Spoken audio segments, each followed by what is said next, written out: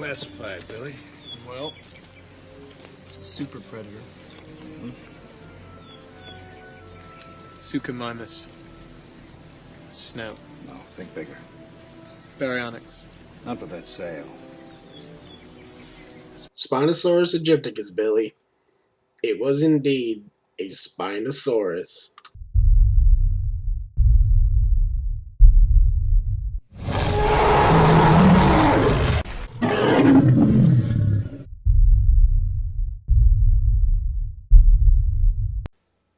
I suppose in the case of this, it's just pure blind fanboyism, because my favorite dinosaur of all time is the Spinosaurus, and that's what we're going to be talking about today. This is a very unusual animal, from discussions of what its sail was used for to how it walked on land. We're going to talk about that, but first we need to go back to the 20th century.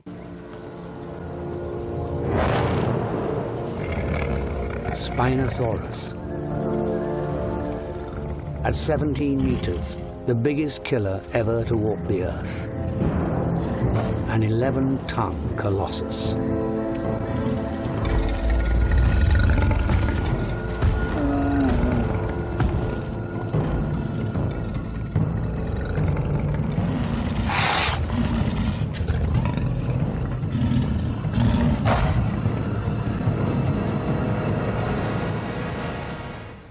There are two different species of Spinosaurus. There is the more popular Spinosaurus Egypticus that everybody is familiar with when you think about Spinosaurus. And there is also a specimen from Morocco. Today we're going to be discussing Spinosaurus Egypticus. The namesake meaning it was a Spinosaurus that was found in Egypt. The Spinosaurus was discovered by Ernest Stromer, who is a German paleontologist, in the year of 1912, which is the same year that the Titanic sank. It was also 2 years before World War I started, to give you a better time perspective. From what he found, which was only a lower jaw and vertebrae for the sail, he called it Spinosaurus, a name that literally translates to spine lizard. He called it Spinosaurus Egypticus, because it was found in Egypt, northern Africa. Using the size of the vertebrae and the lower jawbone that he found, he determined that the animal would probably have been at least 17 meters long. To put that into feet, that is about as long as a semi-truck. The skull is around 6 foot long. The vertebrae that make up the spine are approximately 2 meters long, which is about 8 feet. So you can just see how incredibly huge this animal would be, which makes it bigger than T-Rex, but not as tall. Spinosaurus was a very strange looking animal, according to Stromer, but unfortunately, like a lot of other dinosaurs, he reconstructed it to be more lizard-like rather than bird or crocodile-like, which will be discussed later on. The reason for this reconstruction to be as inaccurate as it was at the time was because the American Tyrannosaurus Rex was just more popular at the time, and that was pretty much the basis that all theropods discovered afterwards would have been based on. So, quite literally, Spinosaurus was portrayed to be a T-Rex with a sail on its back. You can look at this picture right here as Stromer's original reconstruction.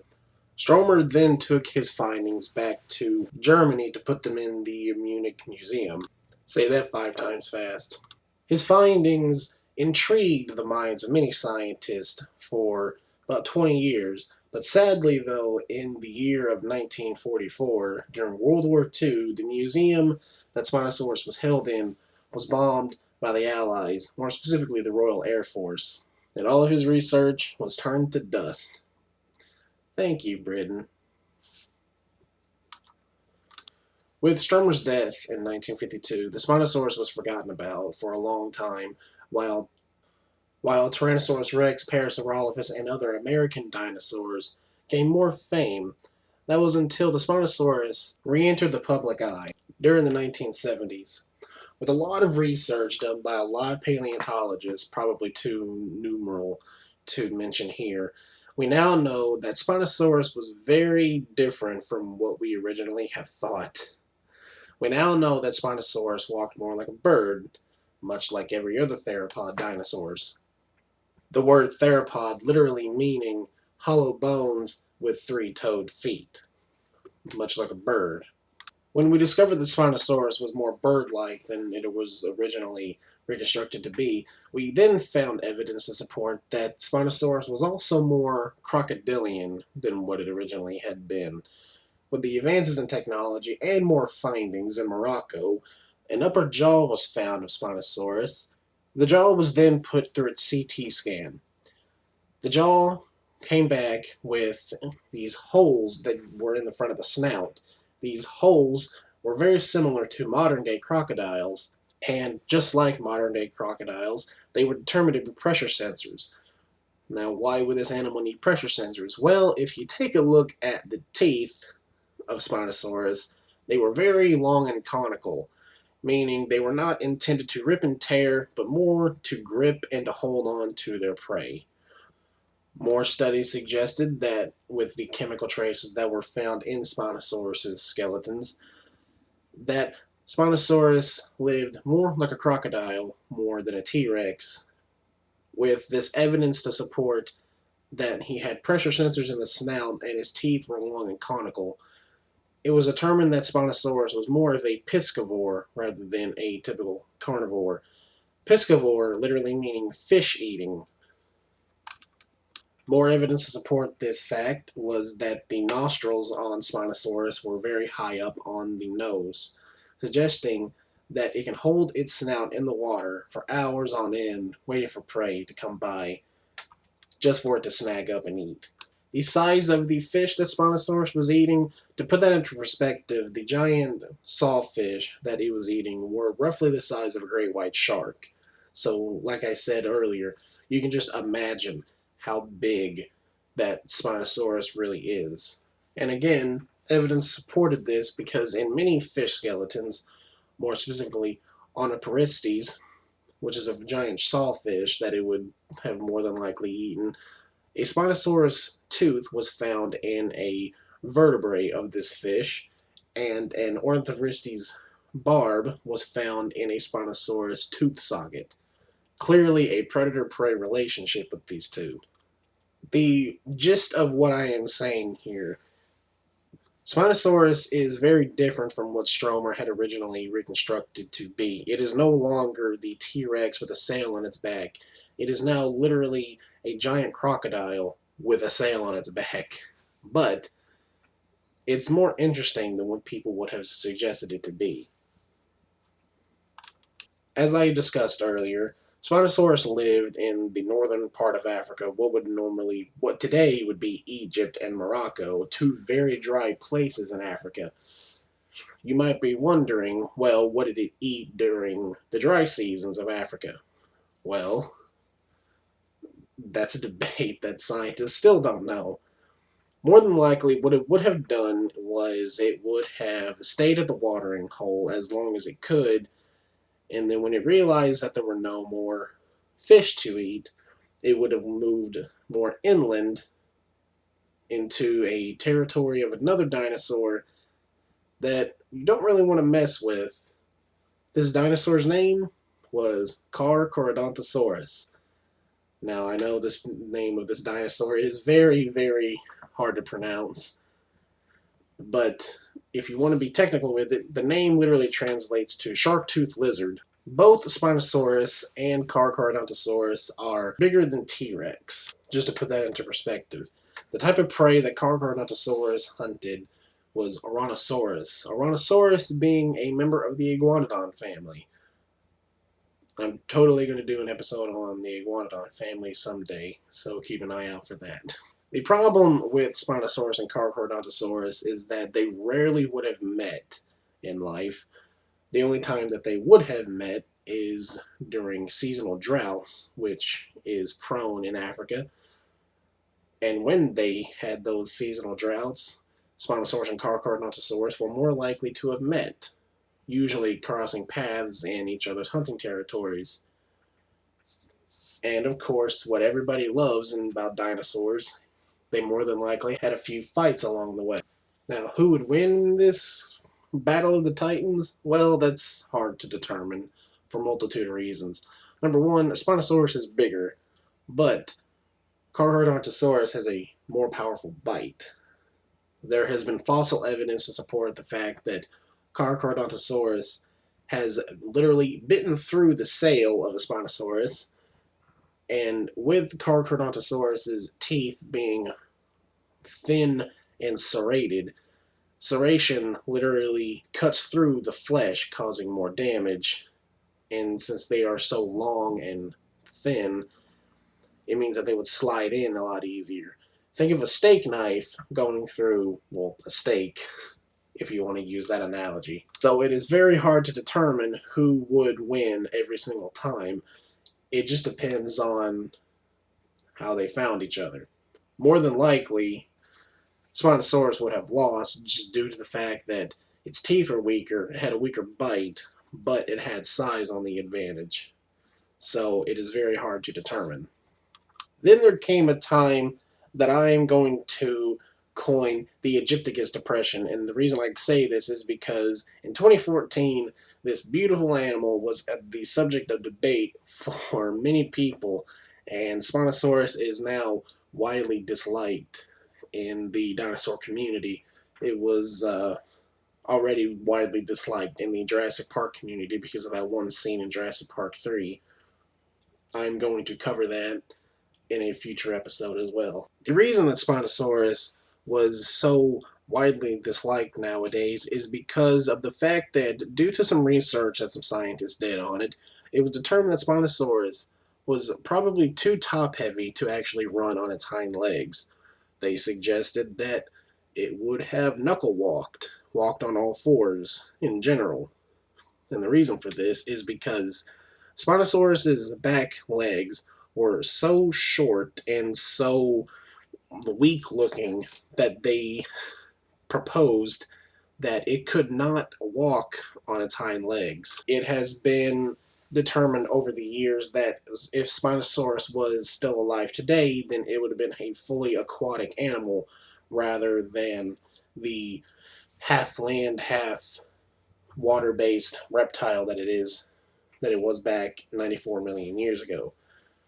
Where I stand on the matter, I am here to say that I think that the walking on four legs and it being more aquatic-like than what people originally thought it would be makes sense, because bigger legs cause drag and shorter legs cause the animal to be streamlined. What does this mean? Well, being streamlined in the water means that you can swim faster and more efficiently, potentially either chasing down a rival or chasing down the prey that you are trying to catch. It has been suggested that Spinosaurus potentially had webbing around its toes and on its hands, which would make it a better swimmer, meaning that they think that its arms were used as flippers rather than just straight up murdering devices. But fret not, your two-legged Spinosaurus may yet be saved, because in 2015 it was discovered that Spinosaurus would have to hold its head in a pretty extreme S-curve. Think of a pelican's neck. It's pretty similar to how scientists believe that it would look.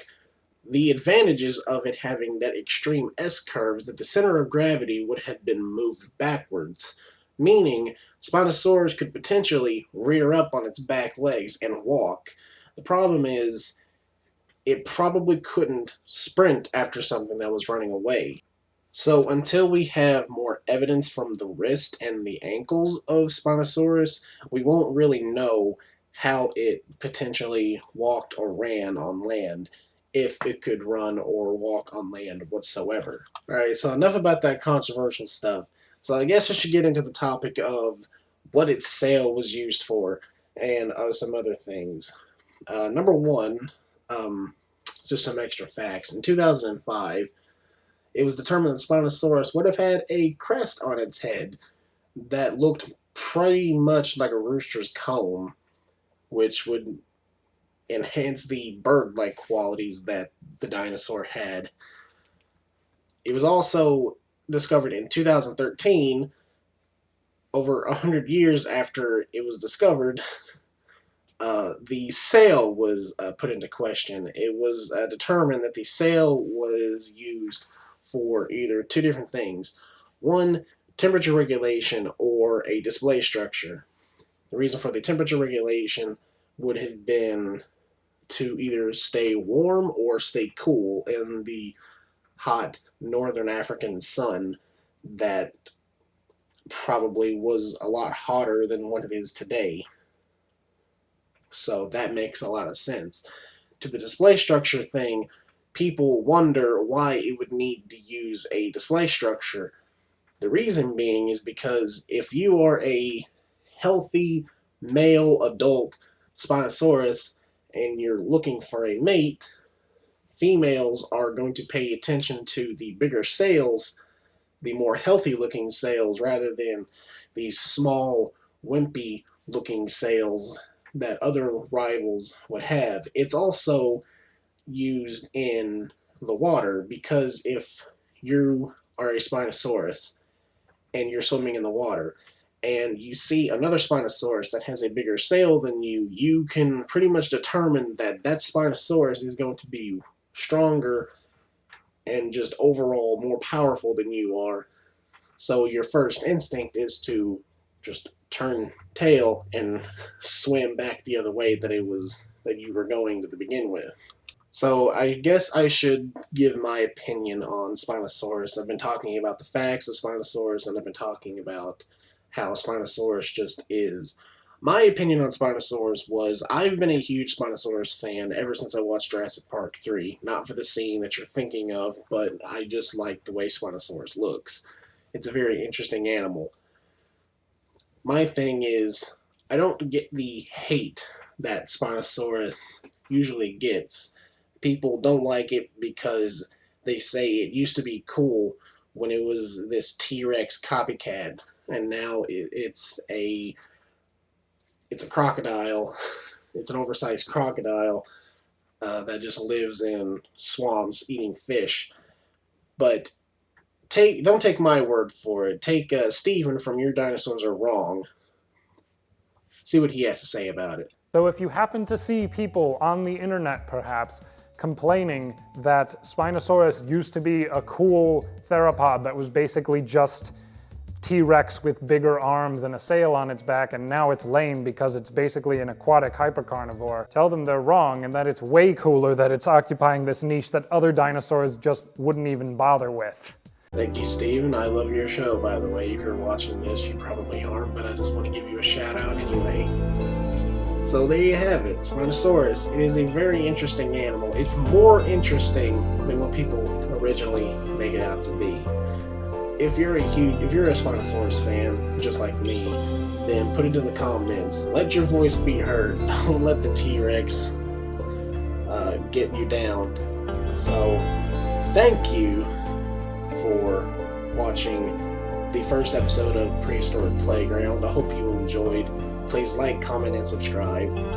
And I will see you next time when we do an episode on Tyrannosaurus Rex. Thank you. Thank you for watching this episode of Prehistoric Playground. Please subscribe to the channel, like, comment, and subscribe, share with your friends, and tune in next time for another episode of Prehistoric Playground, only on the Icy Halo Show.